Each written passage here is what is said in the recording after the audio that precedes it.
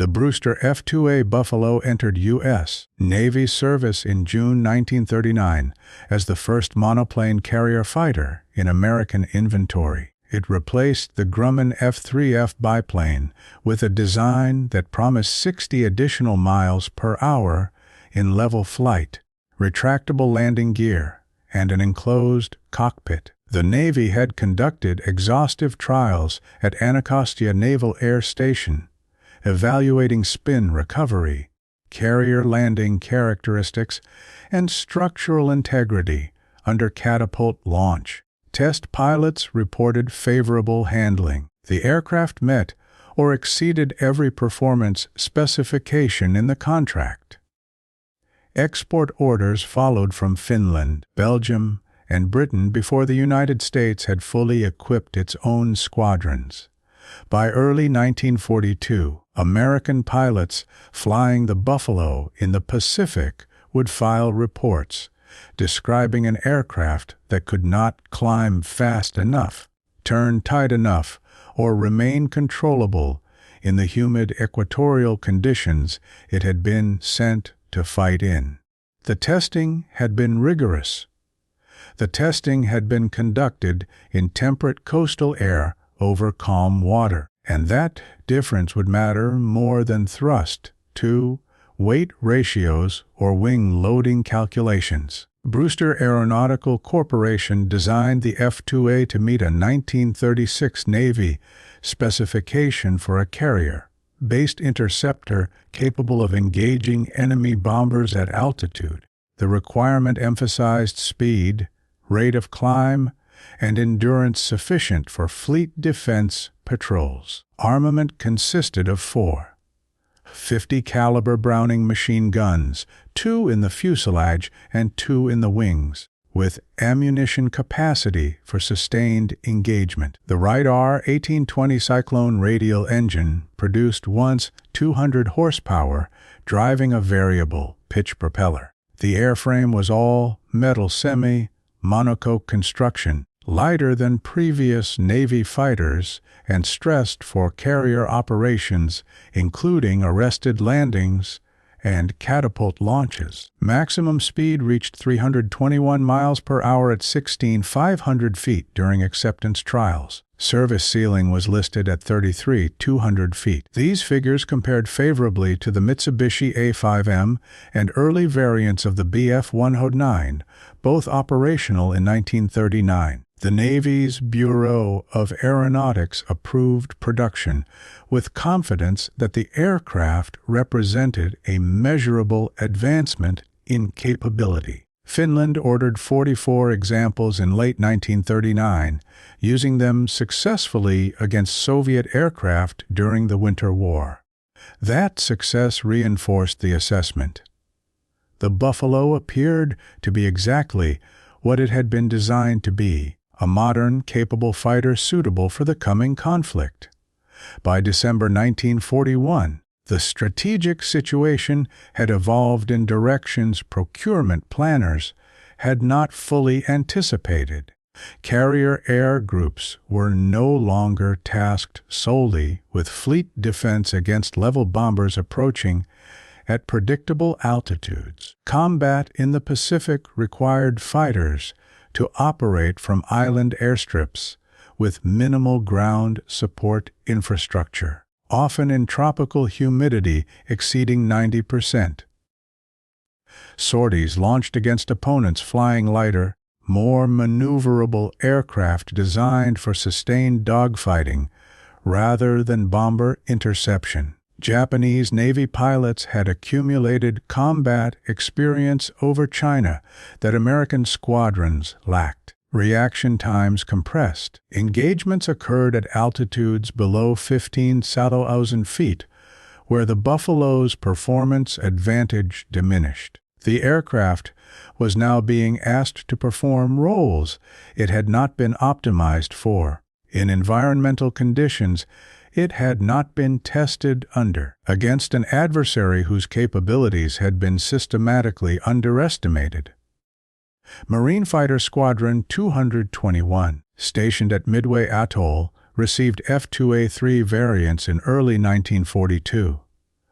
These were the most recent production models, incorporating additional armor plating, self-sealing fuel tanks, and increased ammunition capacity demanded by combat experience reports from Europe. The modifications added 950 pounds to the airframe. Engine output had not increased. Pilots noted reduced climb rate and sluggish control response during familiarization flights, but the additions were mandatory. The aircraft was being sent into combat conditions where survivability depended on protection the original design had not included, and that protection was degrading the performance the design had been based on. The Battle of Midway began for VMF 221 on the morning of June 4, 1942, when radar detected incoming Japanese strike aircraft 93 miles out. 20 Buffaloes and 7 Wildcats launched to intercept. They climbed at full throttle, attempting to reach altitude before the enemy formation arrived. The Buffaloes, heavier with the added armor and equipment, lagged behind. They reached 14,000 feet as the Japanese formation, comprising A6M0 fighters escorting D-3A dive bombers, began their attack run from 18,000 feet. The altitude disadvantage was immediate. Zeros diving from above carried speed the Buffaloes could not match in level flight. Pilots attempted turning engagements, the standard defensive maneuver against faster opponents. The aircraft responded slowly. Several pilots reported controls stiffening unexpectedly during hard turns, requiring both hands on the stick to maintain bank angle. Within 8 minutes, 13 Buffaloes had been shot down. 2 more crashed on landing with battle damage. Pilots who survived described being unable to either escape or effectively maneuver against opponents who could outturn them, outclimb them, and dictate engagement range at will. The Buffaloes had not failed due to pilot error. They had been committed to a fight. They could not win flying an aircraft that could not perform the mission being demanded of it. The control stiffening, reported at Midway, was not a new problem. It was a problem testing had failed to expose because testing had not replicated the conditions under which it occurred. The F2A used a control cable system routed through pulleys and fairleads in the wings and fuselage. Tension in the cables determined control responsiveness. In the temperate, dry air of coastal California and the Chesapeake Bay area, where trials were conducted, cable tension remained consistent. In the high, humidity environment of the Central Pacific, moisture infiltrated cable housings and corroded the steel wires. Salt spray accelerated this. The corrosion was not visible from external inspection, but it increased friction in the pulleys. Under high-G maneuvering, when control forces were already elevated, the added friction from corroded cables made the aircraft significantly harder to control. Pilots had to apply forces that exhausted them within minutes. In prolonged dogfights, this was disabling. The second issue was thermal. The Wright Cyclone engine generated substantial heat, and the cowling design routed air poorly.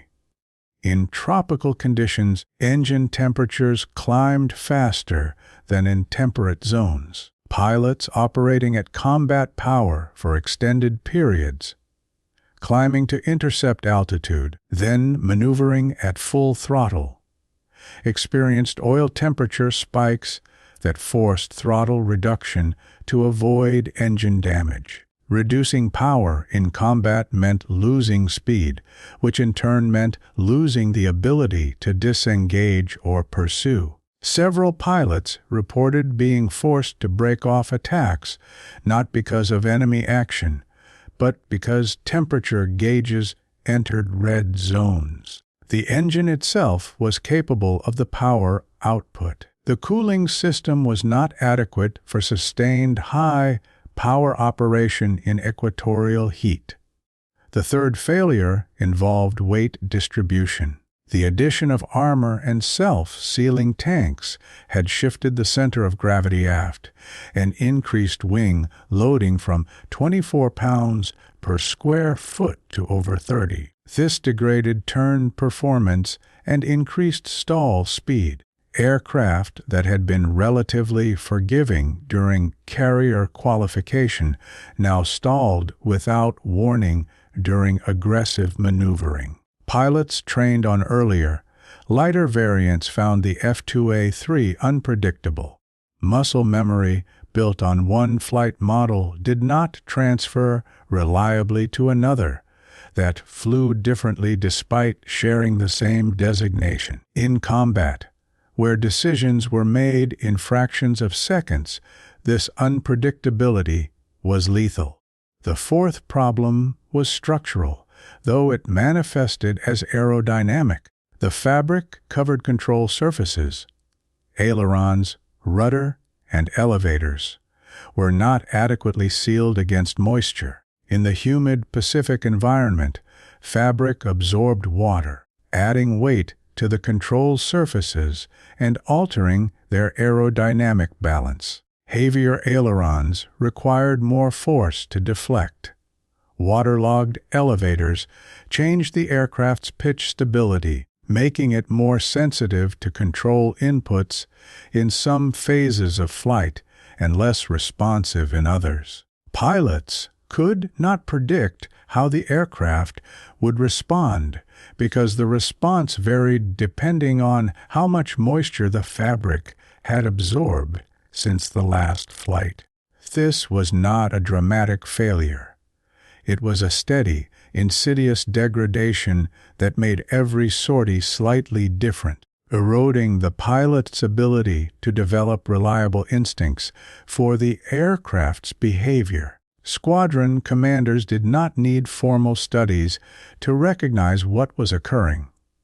Loss rates spoke clearly. After Midway VMF 221's survivors submitted action reports that were unambiguous. Captain Philip White wrote that the F2A-3 is not suited for combat against the Zero, noting that it was inferior in speed, climb, and maneuverability.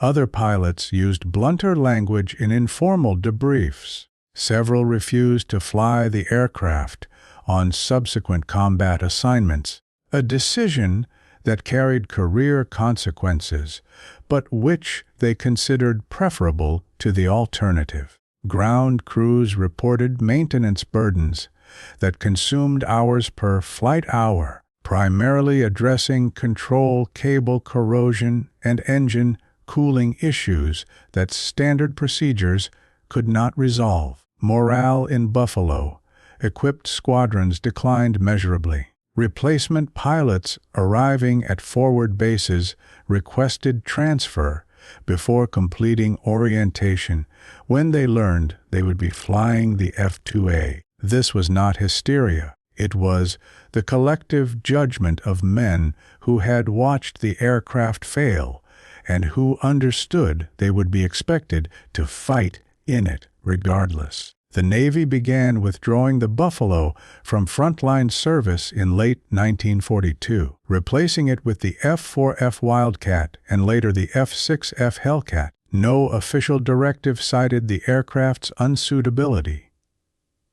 Allocation records simply shifted. Remaining Buffaloes were transferred to training squadrons in the continental United States, where they served adequately in benign weather conditions, teaching basic flight skills. A small number remained in service with Allied air forces operating in less demanding theaters. The Marine Corps did not issue a formal critique. Internal memos noted performance limitations in tropical operations, without elaborating. Brewster Aeronautical's subsequent contracts were not renewed, The company dissolved in 1942, though the official cause was listed as production inefficiencies rather than design deficiencies. The institutional response was quiet, bureaucratic, and effective. The aircraft disappeared from combat inventory without official acknowledgement that it had failed. The Buffalo had been tested thoroughly, evaluated carefully, and deployed with genuine confidence in its capability. That confidence had been based on performance data gathered under specific conditions that did not include the environment it would actually fight in. Humidity, heat, salt air, sustained high-power operation, and the weight of combat mandated modifications. None of these had been part of the test regime.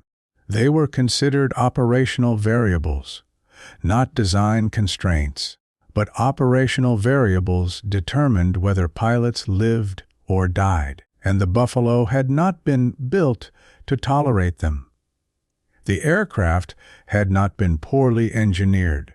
It had been engineered for a different war, and when the actual war imposed different demands, the design had no margin left to meet them. By 1943, it existed primarily in loss reports and maintenance logs. Pilots who had flown it did not speak of it with bitterness, only with a kind of wary recognition. The aircraft had promised capability it could not sustain. The testing had promised reliability the environment would not allow. Between the promise and the reality, men had died in an aircraft that looked sound on paper and fell apart in the air they were asked to fight in.